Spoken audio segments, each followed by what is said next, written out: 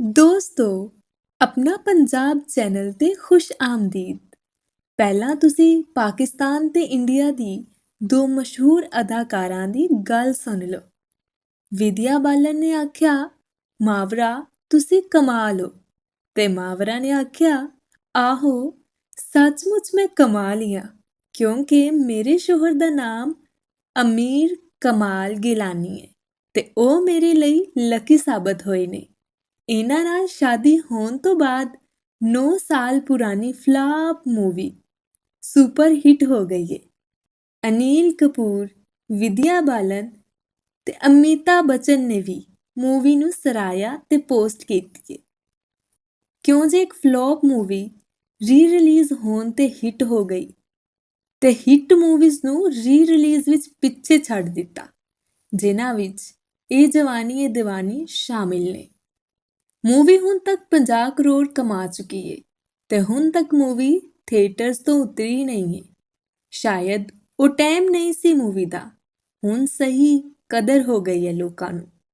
ਪਹਿਲੀ ਰਿਲੀਜ਼ ਤੇ ਲੋਕੀ ਨਵੇਂ ਅਦਾਕਾਰ ਸਮਝ ਕੇ ਮੂਵੀ ਵੇਖਣ ਹੀ ਨਹੀਂ ਗਏ ਸੀ ਤੇ ਸੁਪਰ ਹਿੱਟ ਮੂਵੀ ਫਲॉप ਹੋ ਗਈ ਸੀ।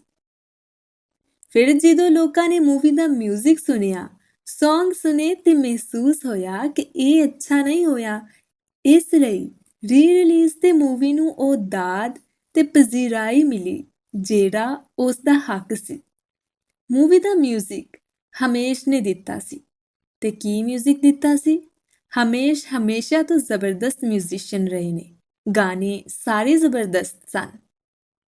ਮੂਵੀ ਕਿਸੇ ਵਕਤ YouTube ਤੇ ਫ੍ਰੀ ਵਿੱਚ ਮੌਜੂਦ ਸੀ, ਪਰ ਲੋਕਾਂ ਨੇ ਹੁਣ ਮੂਵੀ ਨੂੰ ਇਸ ਦਾ ਸਹੀ ਮਕਾਮ ਦਿੱਤਾ ਹੈ।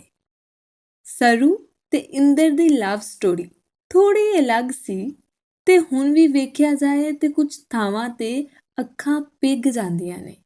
ਮਾਵਰਾ ਨੇ ਆਖਿਆ ਕਿ ਇਸ ਰੋਲ ਲਈ 250 ਲੜਕੀਆਂ ਦਾ ਆਡੀਸ਼ਨ ਹੋਇਆ ਸੀ, ਪਰ ਹਦਾਇਤਕਾਰ ਨੇ ਆਖਿਆ ਕਿ ਉਹਨਾਂ ਨੂੰ ਉਹੀ ਕੁੜੀ ਚਾਹੀਦੀ ਏ ਜਿਹੜੀ ਰੋਵੇ ਤੇ ਖੂਬਸੂਰਤ ਵੀ ਲੱਗੇ, ਕਿਉਂਕਿ ਪੂਰੀ ਮੂਵੀ ਵਿੱਚ ਰੋਣਾ ਹੀ ਏ। ਚਲੋ ਇਹ ਹੋ ਗਈ ਮੂਵੀ ਦੀ ਗੱਲ।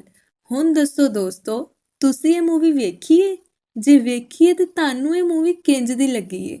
ਆਪਣੀ ਰਾਏ ਜ਼ਰੂਰ ਕਮੈਂਟ ਬਾਕਸ ਵਿੱਚ ਸ਼ੇਅਰ ਕਰਿਓ। ਤੁਹਾਨੂੰ ਹੋਰ ਕਿਹੜੀ ਬਾਲੀਵੁੱਡ ਮੂਵੀ ਪਸੰਦ ਏ, ਇਹ ਵੀ ਕਮੈਂਟ ਸੈਕਸ਼ਨ 'ਚ ਜ਼ਰੂਰ ਦੱਸਿਓ। ਮਿਲਦੇ ਹਾਂ ਨੈਕਸਟ ਵੀਡੀਓ ਵਿੱਚ।